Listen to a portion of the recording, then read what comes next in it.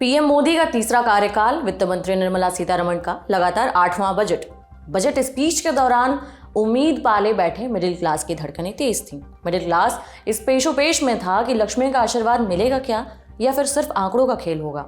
Tax payers की उम्मीदें आसमान छू रही थीं और फिर आखिर में बड़ी घोषणा होती है 12.75 लाख तक की इनकम पर कोई टैक्स नहीं, यानी 12,75,000 तक की इनकम टैक्स फ्री। लेकिन ठहरिए, ये छूट सीधे मिली या इसके पीछे कोई नया खेल है? क्या स्लैब वही है लेकिन छूट बढ़ाकर टैक्स की जिम्मेदारी घटा दी गई है? इस बजट में कौन फायदे में रहा और कौन अभी भी सवालों के घेरे में है? टैक्स स्लैब में बदलाव और नई रिबेट स्ट्रैटेजी को डिकोड करते हैं। नमस्कार, मेरा नाम उपासना है और आप देखना शुरू कर चुके हैं द लंदन टॉप का डेली फाइनेंशियल बुलेटिन खर्चा पानी। Brought to you by bank of Maharashtra.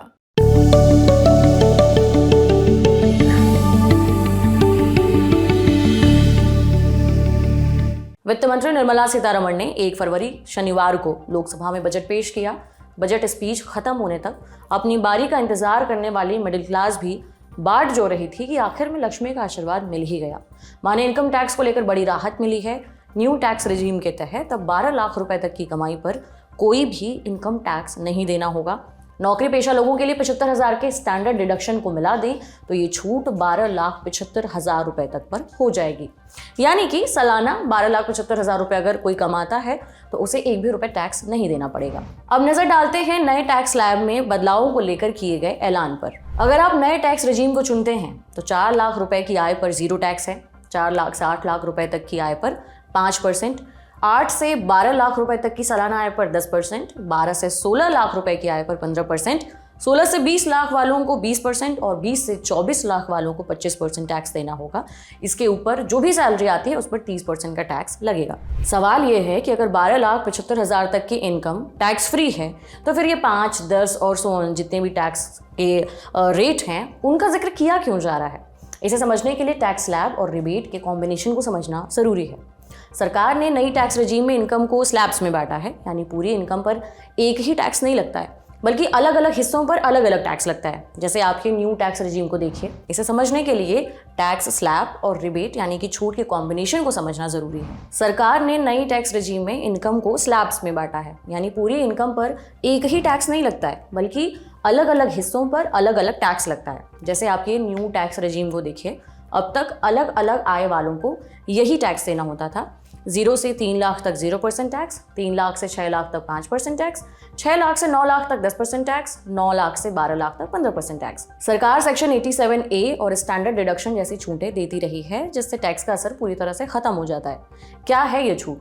50,000 का स्टैंडर्ड डिडक्शन जो सभी सैलरीड क्लास को मिलता है और रिबेट अब तक 7 लाख तक की इनकम पर 25,000 का रिबेट सेक्शन 87A के तहत सरकार देती रही है। कुल मिलाकर दूसरी कटौतियां और स्लैब रिबेट मिलाकर टैक्स 0 हो जाता है। माने टैक्स स्लैब वही रहता है लेकिन सरकार रिबेट और कटौती देकर टैक्स को खत्म कर देती है। न्यू टैक्स रजीम में इसी रिबेट को सरकार ने बढ़ा दिया है। पहले सेक्शन 87A के तहत 5 लाख तक की इनकम पर 12,500 की रिबेट मिलती थी, जिसे 5 लाख तक का टैक्स जो है वो 0 हो जाता था। फिर 2023 के बजट में इस सीमा को बढ़ाकर 7 लाख कर दिया गया और रिबेट 25,000 तक कर दी गई।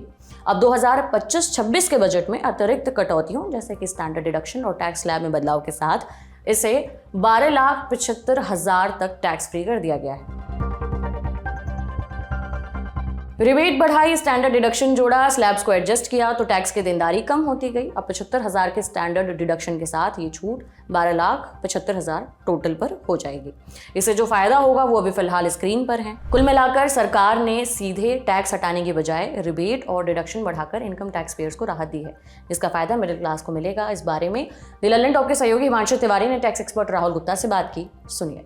इस बार बजट में सरकार ने बहुत बड़ा चेंज लाया। ये लैंडमार्क चेंज मैं कहूंगा, क्योंकि मैंने अपने जीवन काल में इतना बड़ा स्लैब रेट का चेंज कभी नहीं देखा। हर बार 50,000, लाख, 1.5 लाख, 2 लाख तक अगर एग्जम्पशन बढ़ती थी, इससे ऊपर नहीं बढ़ती थी। अब एक और क्वेश्चन सर, बहुत सारे लोगों को ये लगता है कि यार जब मेरी इनकम 12,80,000 हो जाएगी तो क्या मेरा टैक्स 4 लाख से कैलकुलेट होगा? सर इस केस में आती है मार्जिनल रिलीफ। अभी although it's very early to say कि क्या मार्जिनल रिलीफ सरकार ने दी है या नहीं दी है। अब आप फर्ज कीजिए, एक है राम, एक है श्याम, दोनों ही सेम पैकेज पे हैं, लेकिन 5,000 रुपये का बोनस तो श्याम को एक्स्ट्रा मिल गया, 12,75 इसकी थी, 12,80 इसकी हो गई। अब 5,000 रुपये की अगर इनकम इसकी बढ़ गई तो टैक्स कैलकुलेट 4 लाख से होगा। अगर 4 लाख से टैक्स कैलकुलेट करोगे, मान लो उसका टैक्स बना 50,000 रुपये, तो इसकी टेक होम सैलरी जो वो घर लेके जा रहा है वो बची 12.5 लाख रुपये या 12,30,000 रुपये, what ever is the case. तो अब इस केस में श्याम जी की वाइफ कान पकड़ लेगी, अच्छा जरूरी था इतनी मेहनत करनी, बोनस 5,000 रुपये के लेने के चक्कर में तुमसे 50,000 रुपये का टैक्स का नुकसान हो गया।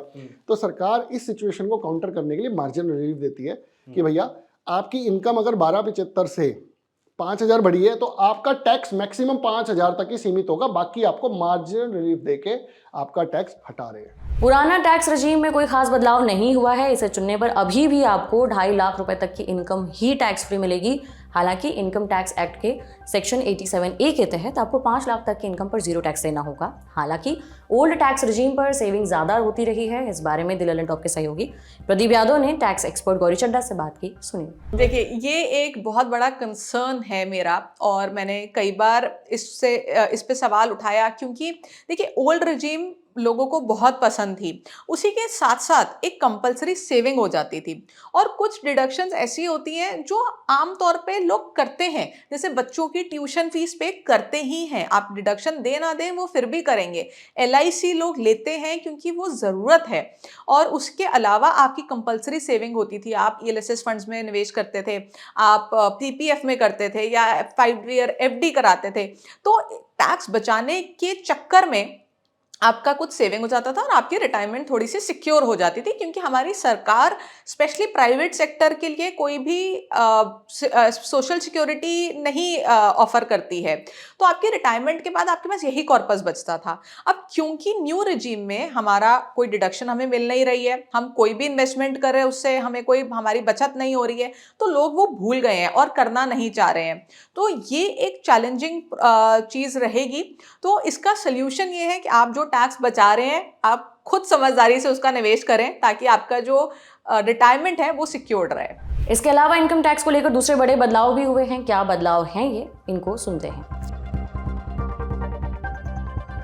रेंट से होने वाले इनकम पर TDS की सीमा 2.4 लाख रुपए थी पहले, उसे बढ़ाकर 6 लाख कर दिया गया है। सीनियर सिटीजन्स को बैंक और पोस्ट ऑफिस के ब्याज से होने वाली कमाई पर मिलने वाली टैक्स छूट को 50,000 से बढ़ाकर 1 लाख रुपए कर दिया गया है। यानी अब ब्याज के इनकम पर सीनियर सिटीजन्स को 1 लाख रुपए तक की कमाई पर कोई भी टैक्स नहीं देना पड़ेगा। पुराने इनकम टैक्स रिटर्न फाइल करने की सीमा पहले 2 साल तक थी, उसे बढ़ाकर 4 साल कर दिया गया है। मतलब अगर ITR में कोई गलती हो गई, उसे दोबारा अपडेट करना चाहते हैं तो अगले 4 सालों तक कर सकते हैं।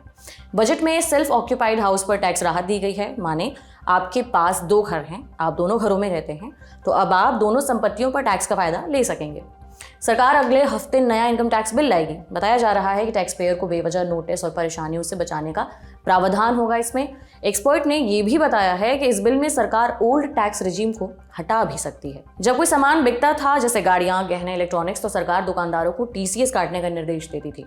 वित्त मंत्री ने कई सामानों की खरीद पर TCS हटाने का ऐलान किया है। वहीं ऊंची दरों पर TDS उन मामलों पर लगेगा जिनका पैन नंबर नहीं होगा। प्रदेश में पढ़ाई के लिए TCS छूट अब 10 लाख रुपए तक टैक्स फ्री होगी। पहले ये सीमा सिर्फ 7 लाख रुपए तक ही थी, लेकिन ये छूट सिर्फ बैंक से लोन लेने पर ही मिलेगी। कई सीनियर सिटीजन्स के पास बहुत पुराने नेशनल सेविंग्स स्कीम है। 29 अगस्त 2024 के बाद पुराने NSS खातों से निकासी पर कोई टैक्स नहीं लगेगा। अब बात करते हैं उस बारे में जिस पर सबकी नजर रहती है, यानी क्या सस्ता और क्या महंगा हुआ। ये तमाम चीजें जो आपको स्क्रीन पर दिख रही हैं, उनकी कीमत कम होगी, जैसे इलेक्ट्रॉनिक्स, दवाइयाँ, कैंसर की दवाएं, इलेक्ट्रॉनिक गाड़ी, मोबाइल फ़ोन, मोबाइल बैटरी जैसी तमाम चीज़ें इनमें शामिल हैं। इसके अलावा जो चीज़ें महंगी हो गई हैं उनमें flat panel display, TV display और फैब्रिक्स हैं। मोदी सरकार ने बिहार के लिए कुछ खास घोषणाएं की हैं। ये सब घोषणाएं तब हो रही हैं जब इस साल के आखिर में राज्य में विधानसभा चुनाव होने हैं। मिथिलांचल में पश्चिमी कोसी नहर परियोजना, नए ग्रीनफील्ड एयरपोर्ट्स, IIT पटना का विस्तार, मखाना बोर्ड जैसे तमाम घोषणाओं के साथ बिहार इस बजट का पोस्टर बॉय बना रहा। सुनिए वित्त मंत्री यशवंत सिन्हा की राय। जब मैं बजट भाषण सुन रहा था तो 1 मिनट के लिए मुझे शक हुआ कि ये बजट भाषण कहीं नीतीश कुमार के वित्त मंत्री का तो नहीं है, क्योंकि बिल्कुल जिसको कहते हैं कि ब्रेजन ढंग से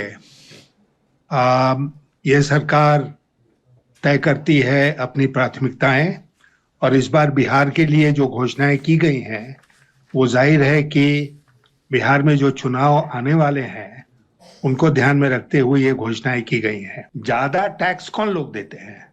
ज्यादा टैक्स वो लोग देते हैं जो मार्केट में जाते हैं और सामान खरीदते हैं, जो जीएसटी पे करते हैं। और जीएसटी का बोझ बहुत जबरदस्त है मार्केट के ऊपर, कंज्यूमर्स के ऊपर, और इसीलिए कंजम्पशन गिर गया है।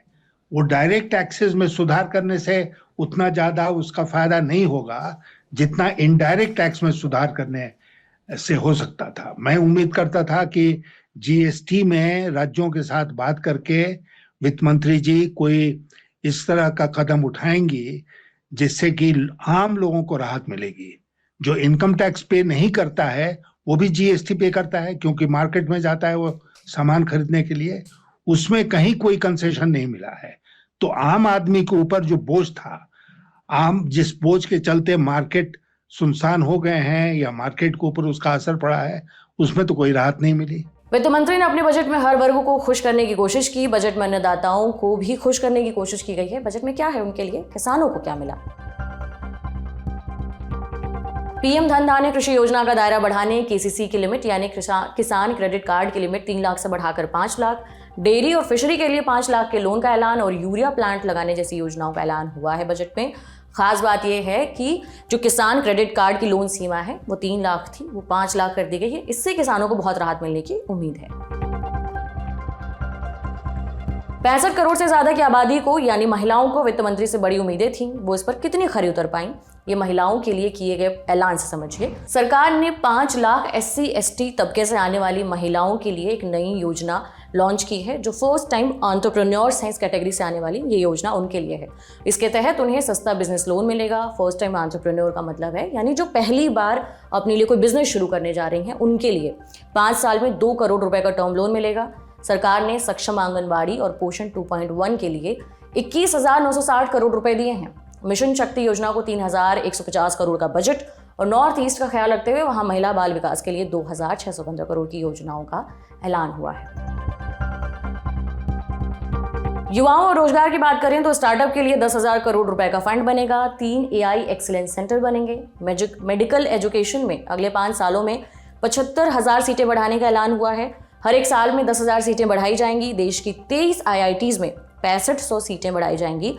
इसके साथ ही पीएम रिसर्च फेलोशिप के तहत 10,000 नई फेलोशिप दी जाएगी। नौकरी करने वालों को टैक्स की राहत तो मिली है, लेकिन नौकरी पर कोई घोषणा नहीं हुई है। वित्त मंत्री ने ये जरूर कहा कि इनसे रोजगार का सृजन होगा। कैसे, ये आगे देखने वाली बात होगी। चलते चलते आपको बाजार का हाल भी बता देते हैं। बजट के लिए मार्केट खासतौर पर शनिवार के दिन खुला था, यानी 1 फरवरी के दिन। बजट पेश होने के बाद 1 फरवरी को सेंसेक्स 5 अंकों की तेजी के साथ मतलब बढ़त लेकर मामूली सी 77,505 के स्तर पर बंद हुआ। निफ्टी 26 अंक नीचे जाकर 23,482 के लेवल पर बंद हुआ।